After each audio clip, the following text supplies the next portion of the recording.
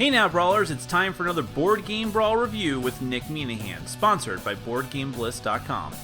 Hey peoples, we are going to do something a little bit different today, something I don't usually do that often, and that is do an accessory review. This is a review, not a preview.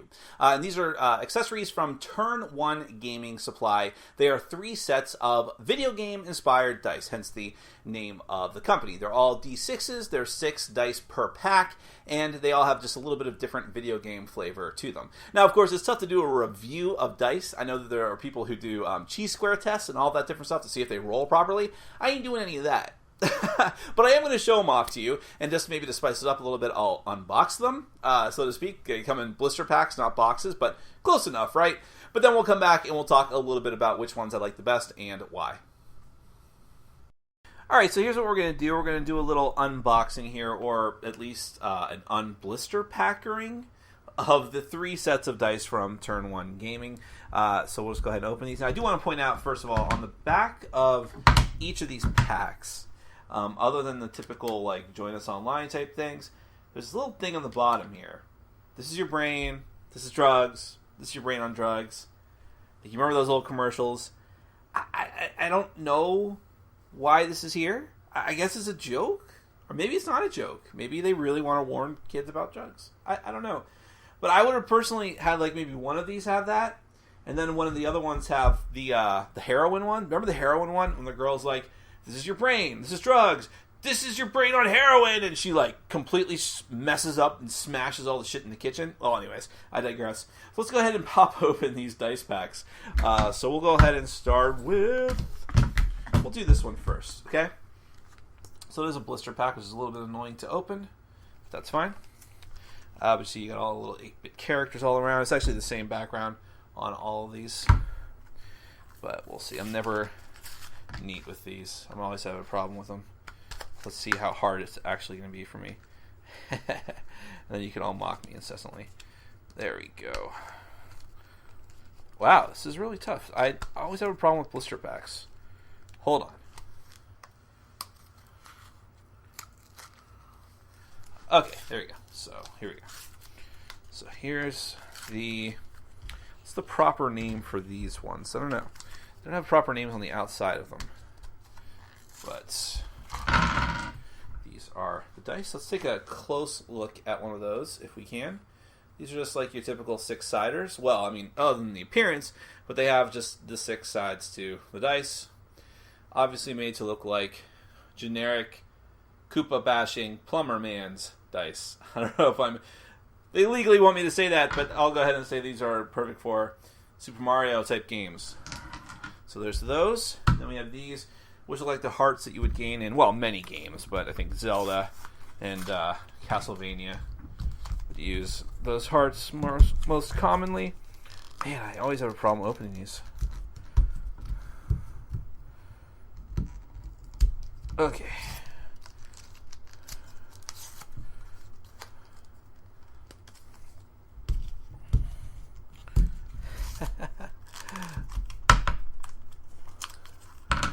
They're good. Alright, so these two. And just so, I mean, I hope you notice with the with both those first dice I showed you and these ones, these are like pad printed dice. So I think that's the proper term for it, like promo items that are pad printed. So it's a printed on image on each of these dice, which can be prone to rubbing off eventually. It doesn't mean it's going to happen right away, and these look like higher quality than typical dice, but we'll talk more about that in my final thoughts. So here's the final set, the color scheme of which is very reminiscent of King of Tokyo dice. Remember, these are all D6s just because these have different hearts on them.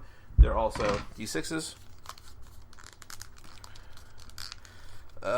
There we go. That's the easier way to do it. Just push it from the back like that. There's your tip, kids, if you get these dice or any other blister pack. Alright, so these, notice all these dice roll pretty well too. But what's important about these, and what sets them apart, is that they are engraved. So you can see there's actual molding there, which, as we'll talk about in my final thoughts, are dice that I kind of prefer. So those have sort of the pixelated, really old school video game type feel. So that is it. Those are all of the different dice in individual packs. There are 3 different types of dice available from Turn 1 Gaming. Now let's go ahead and get to my final thoughts, where we'll talk just a little bit more about them.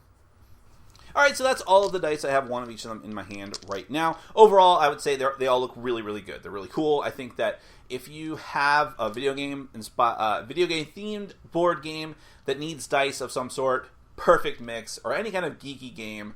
To be honest with you, I was kind of racking my brain to think of which ones would be best for that. I mean, like, of course, there's a recent Mega Man the board game, if you really want to play that game. But that has custom dice in it. I don't think there was any D6s for any reason. I guess if you really need them for the turn order, that'd be kind of cool. There's older, like, Mario Brothers games from, like, the 80s, from Parker Brothers. You might be able to use them in. But, I mean, even in just generally, like, for instance, any kind of game that is, like, adventurous or dungeon crawling, you might want to use the heart die. That kind of thing.